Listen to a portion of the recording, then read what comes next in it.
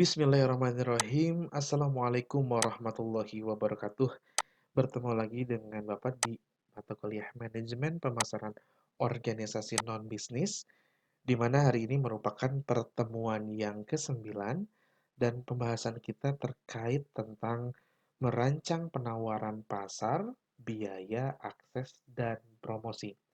Namun yang akan kita bahas terkhususnya dalam malam ini atau hari ini, yaitu berkaitan dengan penawaran pasar terlebih dahulu. Baik, kita akan langsung mulai saja untuk materi yang akan Bapak sampaikan ya. Kemampuan akhir yang diharapkan tentu saja sama seperti sub CPMK yang sebelumnya, ada 4 diantaranya adalah diharapkan saudara bisa mengingat konsep berkaitan dengan pemasaran sosial tentunya yang hari ini kita akan membahas tentang produk dari pemasaran sosial itu sendiri. Kalau ada pertanyaan, Pak, kenapa kok seperti mengulang kembali ke materi yang sebelumnya? Ya, karena di pertemuan yang ke-9 ini kita akan memantapkan ya tentang produk dari pemasaran sosial itu sendiri. Di mana kita akan membahas lebih lanjut ada 3 tingkatan produk dalam pemasaran sosial.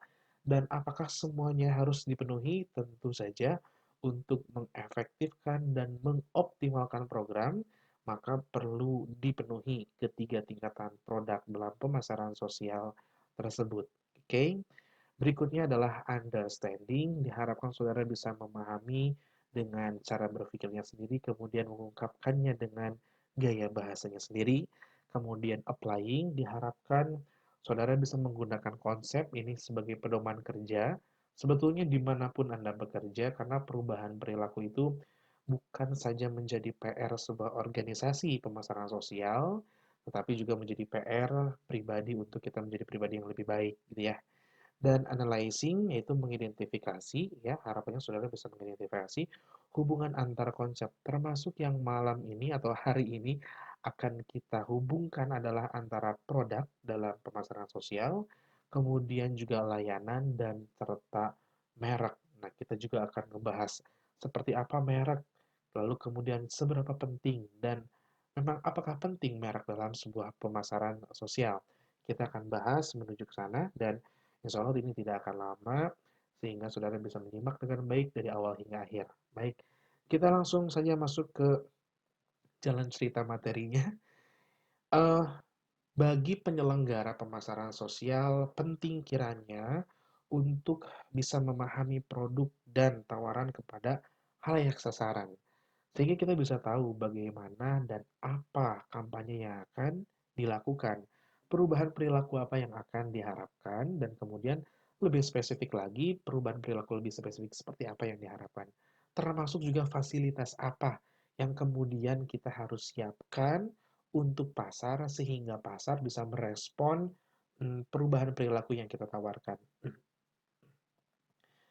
Untuk memahami, produk atau perubahan perilaku yang kita tawarkan, tentunya itu bertujuan untuk memberikan kepuasan terhadap kebutuhan dan keinginan khalayak sasaran. Jadi kalau kita membicarakan soal kepuasan bagi khalayak sasaran dalam pemasaran sosial, sama halnya dengan pemasaran komersil, maka kita harus melihat, meneropong, ya, kemudian memotret apa saja manfaat yang bisa kita berikan, yang bisa mereka terima, dan manfaat itu tentunya harus lebih besar dibanding biaya yang mereka keluarkan. Sehingga kemanfaatan, nilai akan terasa dari mereka sebagai halayak sasaran dari program pemasaran sosial kita, gitu ya. Setelah itu, eee, khalayak sasaran sudah tahu manfaatnya, lalu perusahaan berikutnya adalah membuat strategi agar perusahaan dapat bersaing dengan pengaruh di luar lainnya. Masih ingatkah materi sebelumnya tentang membuang sampah pada tempatnya? Hal tersebut merupakan campaign perubahan perilaku, namun bisa saja ada pesaing perubahan perilaku itu, yakni adalah obrolan sesama ibu-ibu atau ngerumpi dalam istilah yang biasa kita dengar ya. Karena rumpian-rumpian itu sehingga tetap saja untuk berperilaku membuang sampah pada tempatnya, pada TPS, memilah sampah, tidak bisa terwujud karena hasil rumpiannya buang sampah mah di mana aja, nggak usah dipilih, capek ibu gitu kan. Akhirnya tidak berubah. Nah, dengan adanya eh, campaign yang jelas, kemudian sasaran halayak yang jelas, kemudian manfaat yang diinventarisir betul-betul dengan baik, sehingga perusahaan atau penyelenggara bisa mengadakan strategi yang tepat untuk halayak sasaran tersebut ya, sehingga akhirnya menjadi langkah yang efektif untuk masa depan. Langkah yang efektif artinya budgetnya sesuai antara biaya yang dikeluarkan dan hasil yang diterima oleh penyelenggara, kemudian manfaat juga yang diterima oleh masyarakatnya. Oleh karena itu, tentunya setelah kita sebagai penyelenggara mengetahui semua itu, maka tugas akhirnya adalah ya tentu merancang produk sosial. Salah satu contohnya adalah hidup sehat tanpa merokok. Slogan ini yang pertemuan kemarin Bapak sangat berat mengatakannya dan di kelas ini pun Bapak masih ingat, Bapak menyampaikan bahwa sangat berat sekali untuk bisa mengajar mata kuliah ini karena di dalam Islam kita tahu istilah patojaiyah ya. Patojaiyah itu artinya kita menyampaikan A, harusnya kita menyampaikan A dan A itu adalah perilaku yang baik, tapi kita tidak melakukan sendiri apa yang kita sampaikan. Tentu itu hal yang bukan menjadi kebaikan bagi umat muslim. Nah, itu yang tidak ingin Bapak lakukan. Alhamdulillah berkat mungkin doa dari kalian dan juga doa dari sang istri ya. Alhamdulillah, insya Allah bahwa bertekad sudah sekitar 2 minggu ini Bapak tidak merokok lagi dan bagi yang masih merokok sebetulnya pertanyaan besarnya bukan bukan bagaimana caranya berhenti merokok, tetapi mengapa saya harus berhenti merokok. Jawabannya banyak, ada jawaban yang tingkatannya duniawi, ada juga yang jawabannya tingkatan vertikal ya, tingkatan akhirat. Sunatullahnya dan hablum minanas dan hablum minallahnya, begitu ya. Cuman yang Bapak pikirkan adalah mengapa kita harus berhenti kalau saja Tuhan Sang Maha Pencipta memberikan paru-paru ini, raga ini dengan sempurna, dengan sehat, lalu kalau di Muslim nanti akan ada hari syafaat yang kemudian kita ditanyakan dari hal besar sampai hal kecil. Lalu ketika Sang Pencipta menanyakan digunakan apa mulutmu, digunakan apa uangmu, dan digunakan apa paru-parumu, ya yang aku berikan, sungguh berat ketika kita menjawab, ya salah satunya adalah perilaku itu, ya. Namun memang yang Bapak rasakan jangan memaksakan bagi perokok untuk berhenti karena itu memang apa ya, adanya di mental kita. Jadi memang keinginan yang tersendiri, insya Allah itu yang akan jauh lebih baik, perubahan perilaku itu ada. Sehingga apa yang kemudian kita lakukan Pak untuk misalkan teman kita supaya berhenti, maka ya kita doakan saja mudah-mudahan dapat hidayah, mudah-mudahan dapat pencerahan dari Tuhan Yang Maha Esa bahwa ya kalau semuanya pasti akan dihisab gitu ya termasuk mulut kita.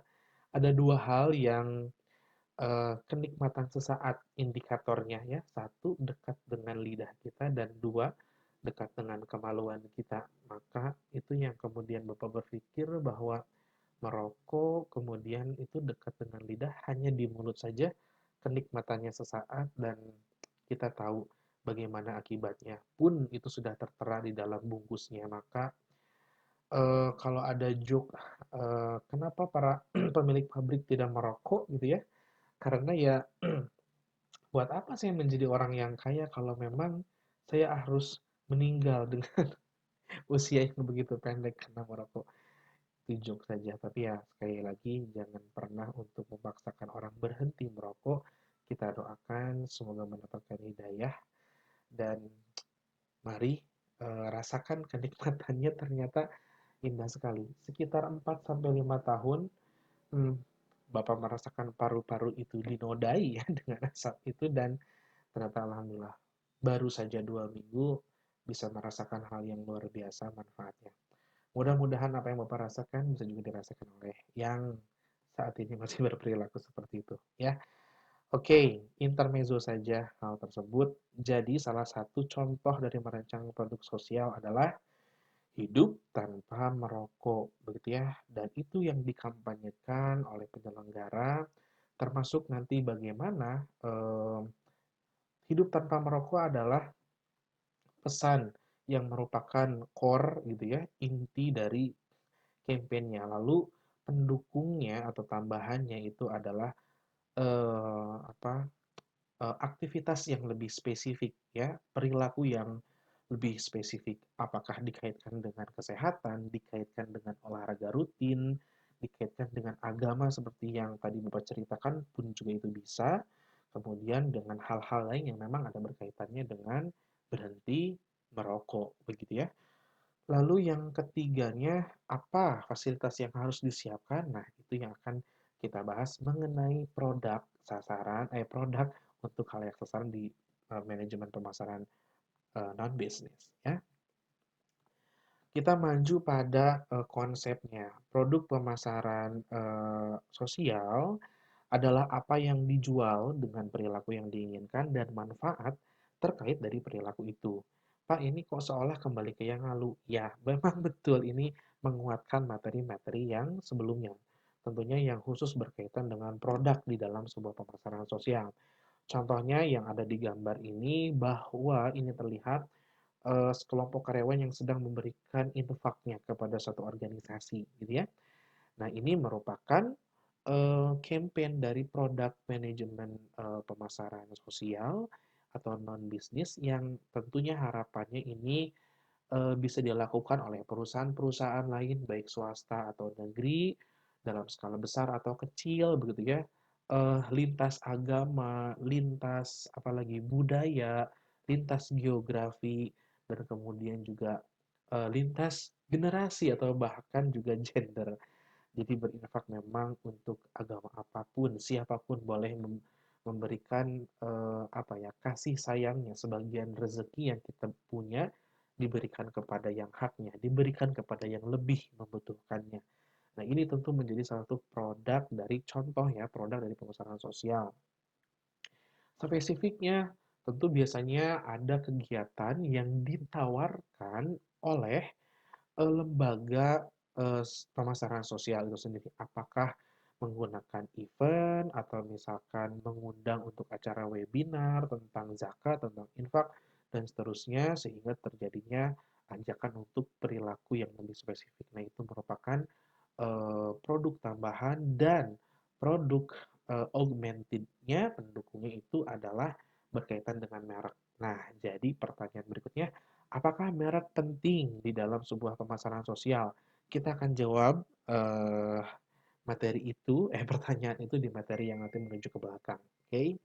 Nah, berikut ini adalah gambaran tingkatan produk pemasaran sosial. Ada 3 level. Yang pertama adalah core product. Core product is benefit of desired behavior. Jadi memang ini yang diharapkan oleh penyelenggara agar adanya perubahan perilaku dari masyarakat.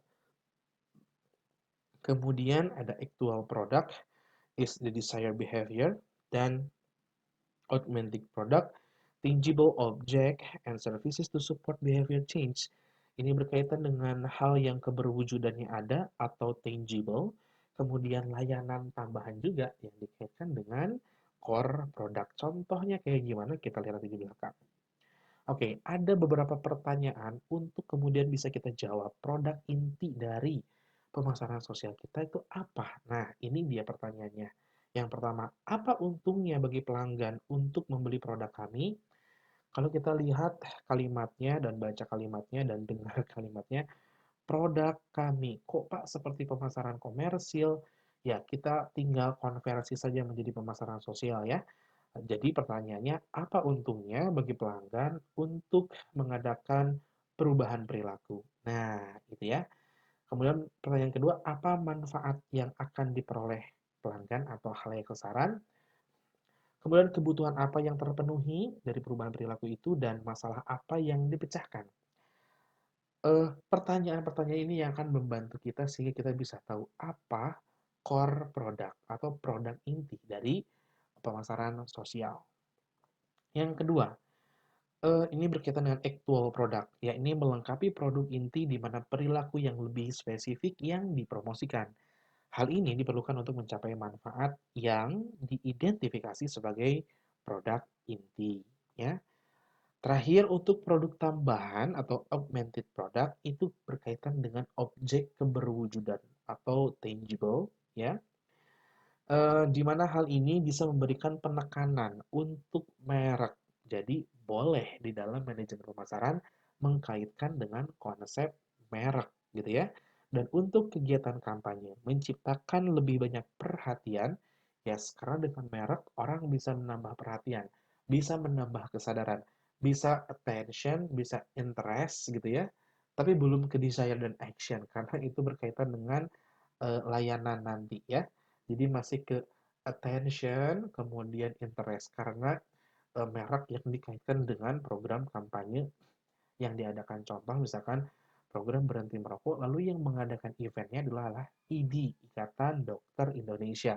Tentu akan lebih terpercaya, akan lebih mudah dikenal, dibaca, diingat gitu ya bahwa ada event itu dibanding yang ngadain misalkan Hafid Foundation.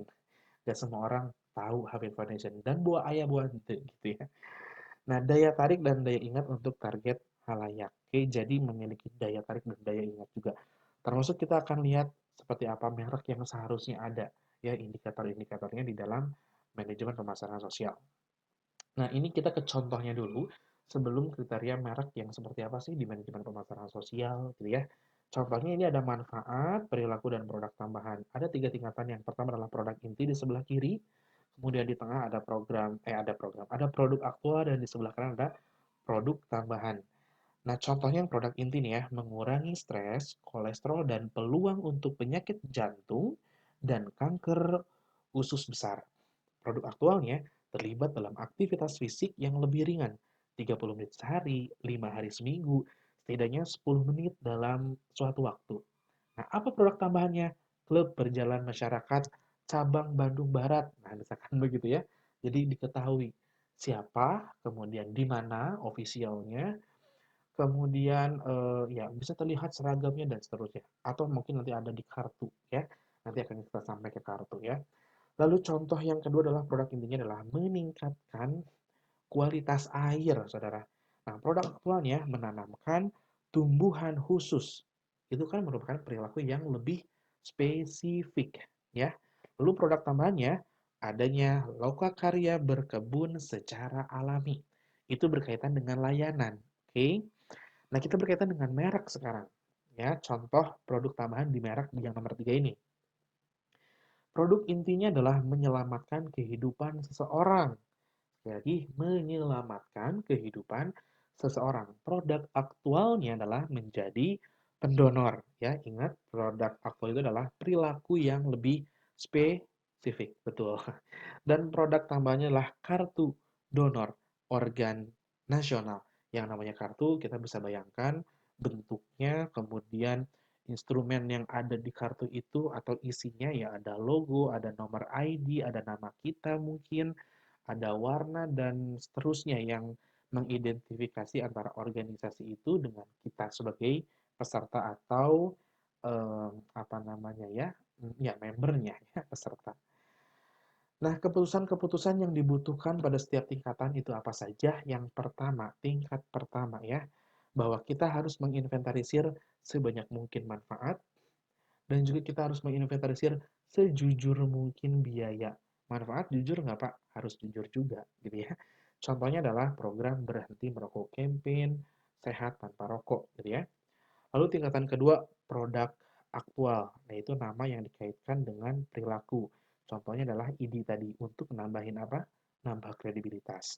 Nah, ketingkatan yang ketiga, ini merupakan hal yang perlu diputuskan adalah layanan yang menyertai dan produk nyata yang dapat mendukung perubahan perilaku itu. Nah, beberapa keputusan tentang elemen layanan dijelaskan sebagai berikut.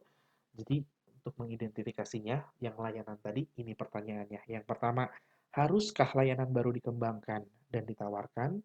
Kalau jawabannya nggak harus, kita fokus ke campaign yang pertama, berarti nggak usah ada tambahan layanannya. Gitu ya. Kemudian, apakah layanan-layanan yang ada perlu ditingkatkan?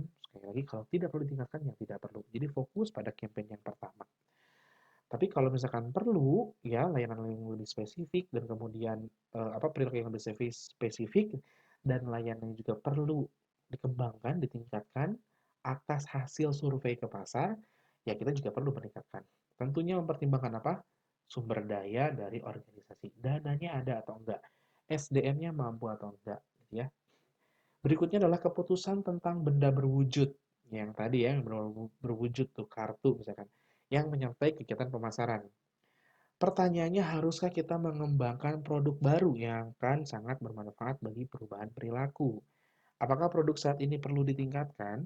Apakah ada kebutuhan atau peluang untuk produk pengganti? Nah, sekiranya pertanyaan ini bisa terjawab, artinya ya kita, dan ini menyimpulkan atau mengerucut pada jawaban, ya perlu dikembangkan, ya perlu ditingkatkan, ya ada produk pengganti, ya maka kita menjadikan hal-hal tersebut menjadi hal strategis ya untuk penyelenggara untuk mengadakan kampanye pemasaran sosial, gitu ya. Nah, berikut ini ada tips dan trik dari Kotler and Roberto merekomendasikan 4 karakteristik yang diinginkan untuk nama merek. Yang pertama, ciri-cirinya adalah bahwa merek di pemasaran sosial itu harus mudah diucapkan, dikenali, dan diingat. Ya. Kemudian harus menangkap atau menentukan manfaat produk. Jadi harus sesuai antara nama merek, logo, pilihan warna, dan program sosialnya, gitu ya, dan kampanyenya. Kemudian harus menentukan kualitas dan daya tarik produk, dan yang terakhir harus punya ciri khas, keunikan, perbedaan ya antara produk kita, merek kita dengan produk atau merek dari luar. Baik, terakhir, belum terakhir ya, menuju terakhir. Bagaimana keputusan ini dibuat dan bagaimana pengaruhnya terhadap posisi produk? Ada dua prinsip panduan. Yang pertama, buat pilihan yang didasarkan pada pemahaman yang jelas tentang pesaing Anda. Jadi bagi pemasaran sosial, penting kiranya untuk kita bisa mempertimbangkan kira-kira pesaing perilaku kita apa, perubahan perilaku itu apa, ya. Dan itu harus diinventarisir dengan baik, dengan sebanyak dan sejujur-jujurnya, gitu ya.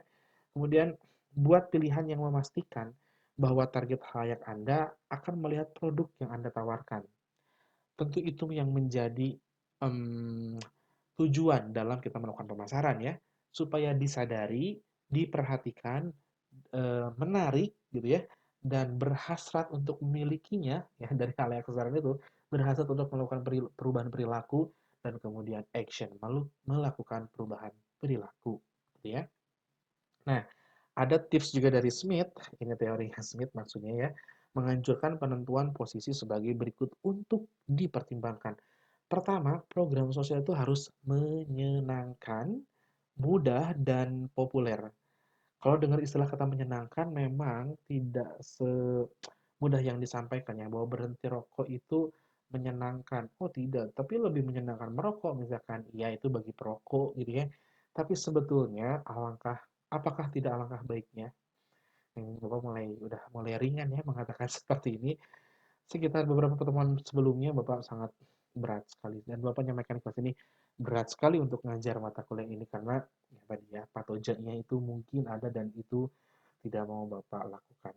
Dan alhamdulillah ya sekali lagi berkat doa kalian mungkin ada yang mendoakan berkat doa istri dan ya alhamdulillah hidayah itu mudah-mudahan Allah tidak mencabut kenikmatan ini ya, karena dapetin inspirasi itu salah satu kenikmatan yang Tuhan berikan. Nah, yang menyenangkan itu tentunya harus butuh perjuangan ya, tapi kita lihat menyenangkan versinya Smith. Dalam konteks ini berarti memberikan halayak Anda beberapa manfaat yang dirasakan dengan perhatian. Ya, dengan perhatian. Karena berbicara tentang campaign pemasaran sosial tentu harus penuh dengan perasaan ya, dengan hati kampanyenya disampaikan dengan hati, gitu ya. Mudah. Nah, mudah itu berarti untuk menghilangkan semua hambatan dalam bertindak dan membuat perilaku sesederhana mungkin serta ya sederhana mungkin ya, gitu ya. Dan populer berarti untuk membantu halayak merasa bahwa hal ini sesuatu yang akan dilakukan orang lain, terutama yang menurut halayak itu penting bagi mereka. Nah, jadi menyadarkan kepada halayak sasaran bahwa pentingnya perilaku, yang baru itu menjadi PR besar juga ya, dan ini menjadi salah satu indikator dari karakteristik program pemasaran sosial yang baik ya, menyenangkan, mudah, dan populer. Baik saudara, demikian materi untuk pertemuan 9 ini. Mohon maaf atas segala kekurangan, kehilafan, kesalahan, sepenuhnya milik saya dan, eee, sebelum berakhir, sebelum saya menyampaikan kesempurnaan milik Allah Subhanahu wa taala, ini ada materi diskusi yaitu lakukan pengamatan di lingkungan tempat Anda tinggal mengenai produk sosial marketing dan jelaskan secara lengkap ya mengenai tingkatan produk. Jadi silakan saudara bikin satu saja untuk pengamatan dan ini dilakukan oleh individu ya, dikirimkan sebelum jam mata kuliah selesai. Oke, dikirimkan di Google Classroom di pertemuan yang ke-9. Satu saja cukup ya, tapi dijelaskan dengan lengkap. Kalau mau pakai gambar lebih bagus. Baik saudara, demikian materi hari ini. Mudah-mudahan bermanfaat. Subhanakallahumma wa bihamdika asyhadu an la ilaha illa anta astaghfiruka wa atubu ilaik. Wassalamualaikum warahmatullahi wabarakatuh.